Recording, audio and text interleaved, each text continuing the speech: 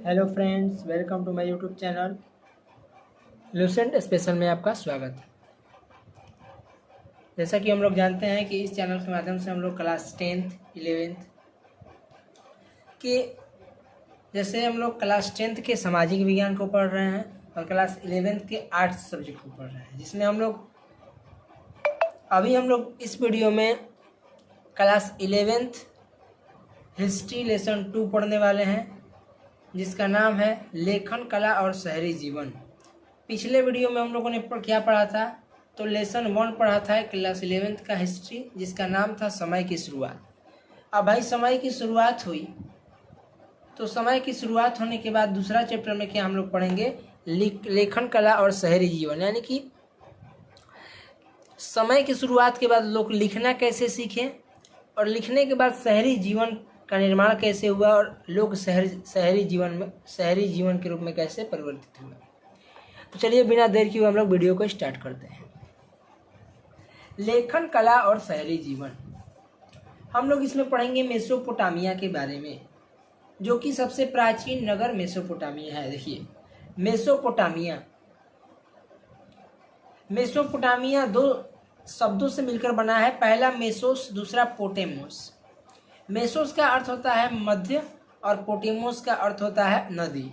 यानी कि मध्य मतलब बीच का हिस्सा और पोटेमोस का मतलब अर्थ होता है नदी। आगे देखिए, मेसोपोटामिया शब्द नाम 2 शब्दों से मिलकर बना है। इसका मतलब 2 नदियों के बीच की भूमि होती है। मेसोपोटामिया जो है वो 2 शब्दों से मिलकर बना है, जिसका मतलब होता है 2 नदियों के बीच की भूमि। अब देखिए, मेसोपोटामिया जो कि सबसे प्राचीन नगर है, यह विश्व का सबसे अगर पुरानी सभ्यता मानी जाती है, अगर विश्व का सबसे पुराना सभ्यता अगर पूछा जाए तो ये मेसोपोटामिया का सभ्यता है। और सभी सभ्यता किसी न किसी नदी के किनारे ही विकसित हुई थी। जैसे हम लोग जानते हैं सिंधु घाटी सभ्यता, सबसे बड़ी सभ्यता सिंधु घाटी सभ्यता, जो कि सिंधु नदी के तट पर विकसित हुई थी। वैसे ही हम लोग पढ़ रहे हैं मेसोपोटामिया, जो कि सबसे प्राचीन, विश्व की सबसे प्राचीन सभ्यता है मेसोपोटामिया की सभ्यता, उसके बारे में हम लोग यहाँ पर चर्चा कर रहे हैं। तो मेसोपोटामिया जो कि सबसे प्राचीन नगर है, यह वर्तमान में इराक में है। यानी कि यह इराक का हिस्सा है। कौन सा? मेसोपोटामिया। यह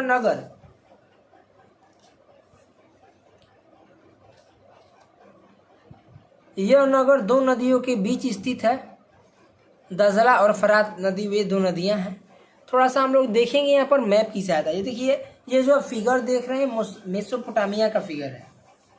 ये देख रहे हैं यहाँ पर दजला हो गया, ये फरात नदी हो गई, बीच में क्या है? मेसोपोटामिया।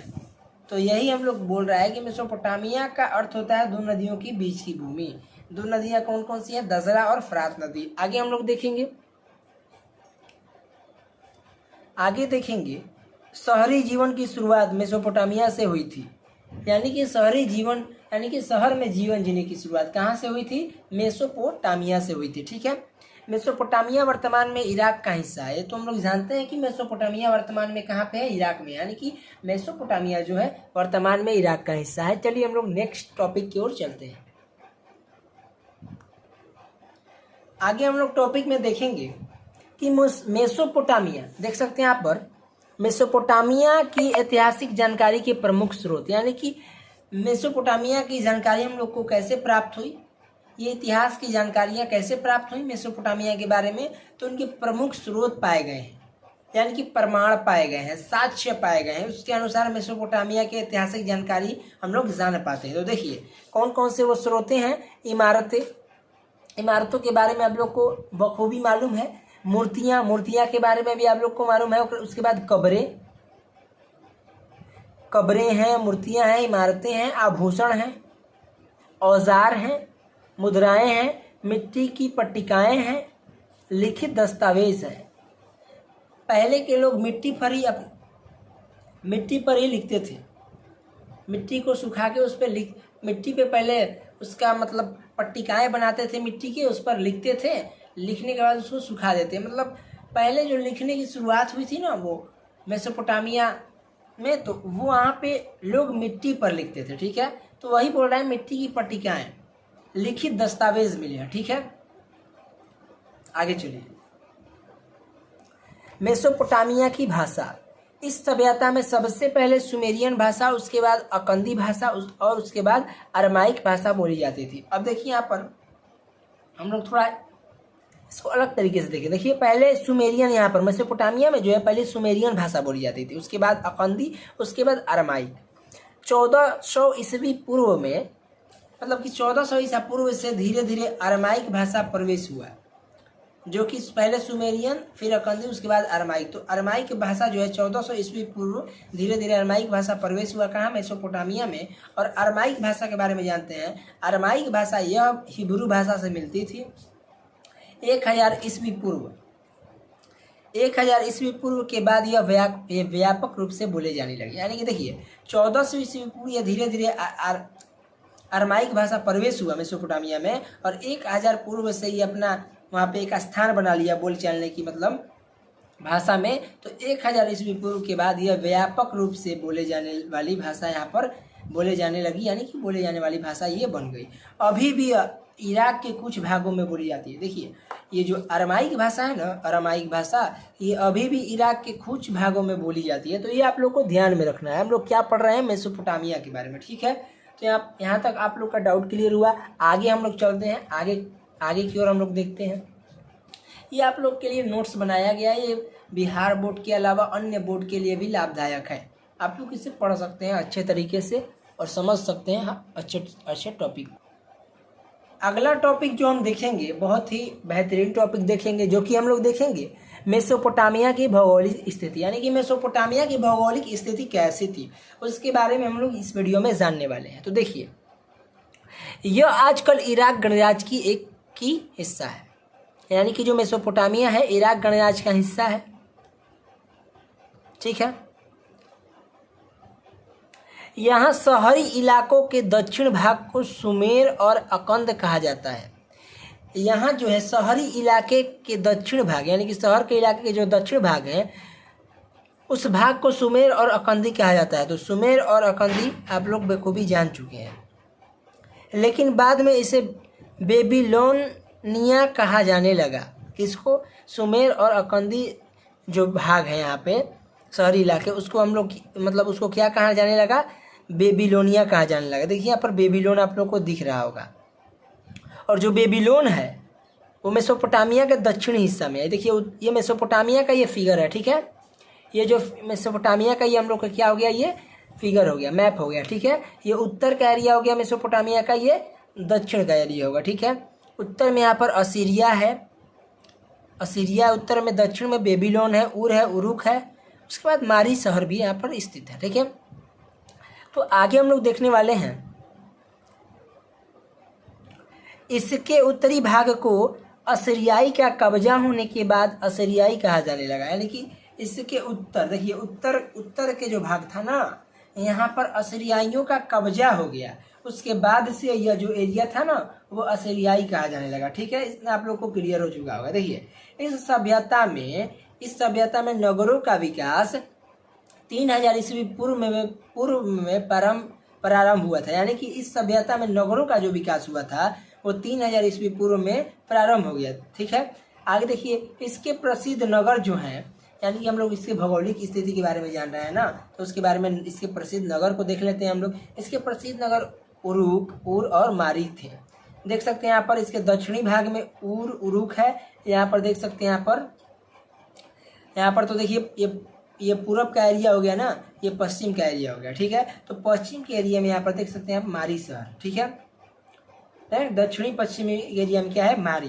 तो यही इसके प्रमुख क्या है, प्रसिद्ध क्या थे, नगर, ठीक है। आगे देखते हैं हम लोग मेसोपोटामिया के भौगोलिक स्थिति पढ़ रहे हैं, तो उसके बारे में देख रहे हैं हम लोग। यहाँ स्टेपी घास के मैदान थे, घास के यहाँ पर मैदान बहुत मतलब ज़्यादा थे, ठीक है। यहाँ कृषि करने की अच्छी सुविधा थी, यानी कि खेती बाड़ी करने के लिए यहाँ पर अच्छी मतलब स्थान थे, ठीक है।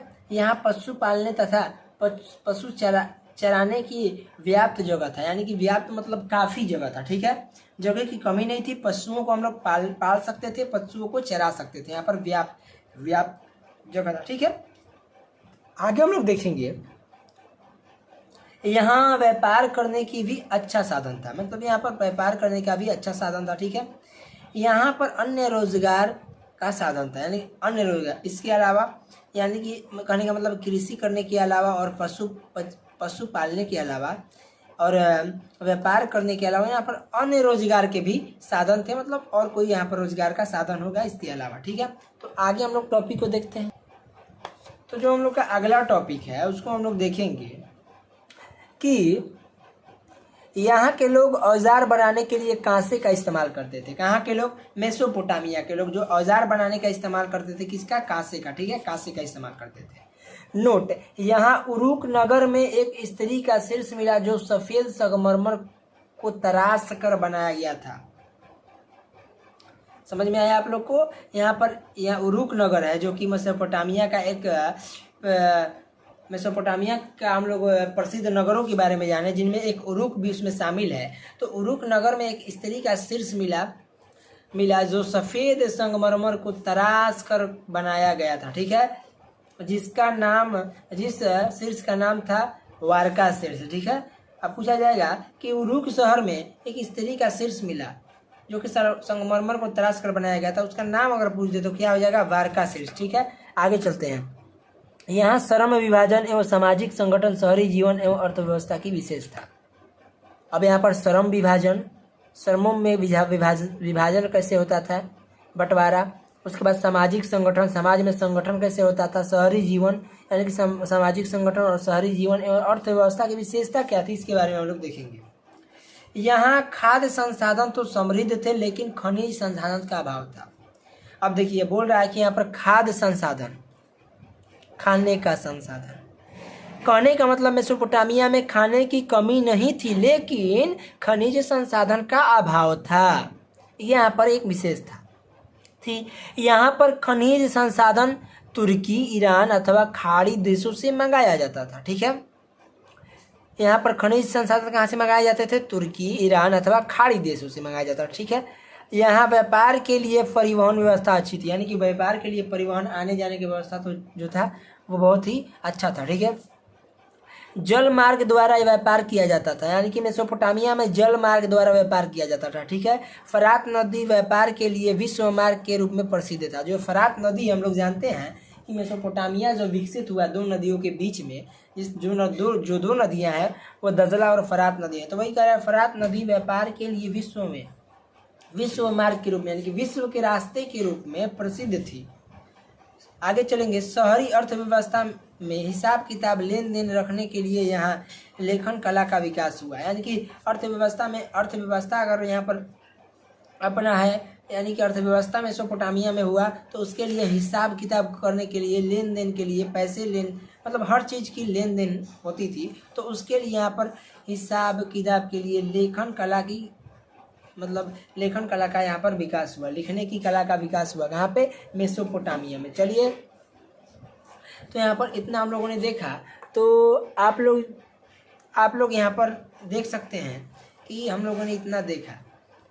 तो चलते हैं हम लोग थोड़ा सा नेक्स्ट टॉपिक की।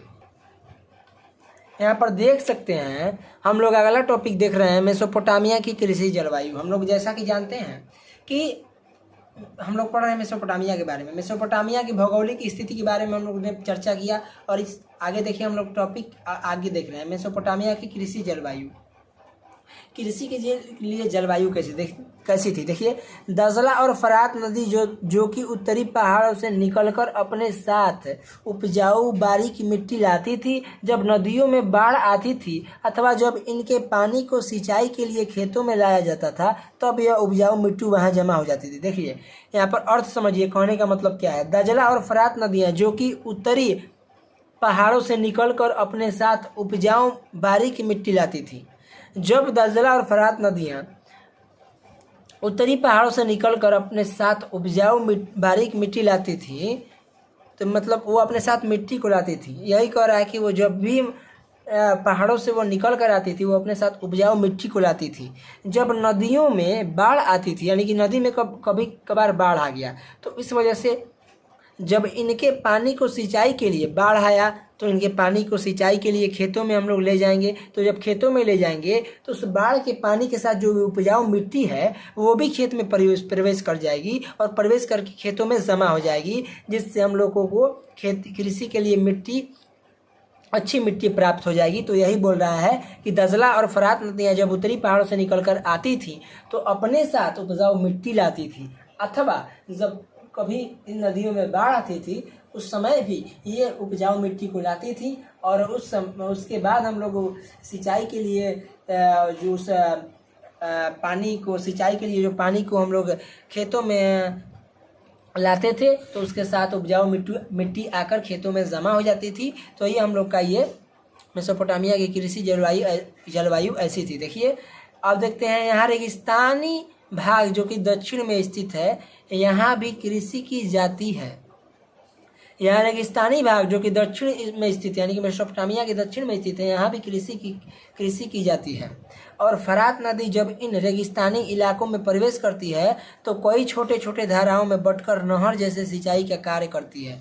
यानी कि दक्षिण में स्थित यहाँ पर कृषि की जाती है। कहाँ पे? रेगिस्तानी भाग में। मेसोपोटामिया के दक्षिणी भाग में रेगिस्तानी इलाका है, वहाँ पर भी कृषि की जाती है। और फरात नदी जब इन रेगिस्तान इलाकों में प्रवेश करती है तो कई छोटे छोटे धाराओं में बटकर नहर जैसे सिंचाई का कार्य करती है। कौन? तो यह कौन करती है? फरात नदी। तो फरात नदी यहाँ पर कार्य करती है। रेगिस्तानी इलाकों में भी ये कृषि में जो हम लोग का सिंचाई का पानी चाहिए ये हम लोग का ये सहायता करती है। कौन? फरात नदी। ठीक है। यहाँ गेहूँ, जौ, मटर और मसूर की खेती की जाती है। कहाँ? मेसोपोटामिया में। यहाँ पे गेहूँ, जौ, मटर और मसूर की खेती की जाती है। देखिए दक्षिण मेसोपोटामिया की खेती सबसे ज़्यादा उपज देती थी। दक्षिण मेसोपोटामिया की जो खेती थी वो सबसे ज़्यादा उपज देती थी, जबकि हम लोग जानते हैं कि दक्षिणी मेसोपोटामिया में रेगिस्तानी इलाके होते थे। ठीक है। तो रेगिस्तानी इलाके होते थे दक्षिण मेसोपोटामिया में। तो वही बोल रहा है कि दक्षिण मेसोपोटामिया की खेती जो होती थी वो सबसे ज़्यादा उपज देती थी। ठीक है। लेकिन वहाँ उपज के लिए वर्षा की कमी थी। हम लोग जानते हैं कि जब वहाँ पे फरात नदी जो कई छोटे छोटे धाराओं में बटकर नहर जैसे सिंचाई का कार्य करती थी वो तो वहाँ तक तो ठीक है, लेकिन वहाँ पे जो बारिश की यानी कि वर्षा की कमी थी। कहाँ पे? दक्षिण मेसोपोटामिया के हिस्सों में बारिश की वहाँ पे कमी थी। देखिए आगे देखते हैं हम लोग यहाँ पर स्टेपी क्षेत्र का प्रमुख क्या है। स्टेपी जो क्षेत्र थे, घास के मैदान थे, वहाँ पर इसका प्रमुख वहाँ पे कार्य क्या होता था? स्टेपी क्षेत्र यानी कि घास के मैदानों में प्रमुख कार्य कौन कौन से होते थे? तो पशु पालन होता था, यानी कि पशुपालना कहाँ होता था? स्टेपी क्षेत्र यानी कि घास के मैदान में। यहाँ खेती के अलावा भेड़ बकरियाँ पाला जाता था। खेती के अलावा क्या किया जाता था? यहाँ पर भेड़ बकरियाँ पाला जाता था। तो देखिए यहाँ तक हम लोगों ने अच्छे तरीके से यहाँ पर कवर किया। अगले वीडियो में उम्मीद है कि 2 वीडियो में हम लोग इस लेसन को कंप्लीट कर देंगे।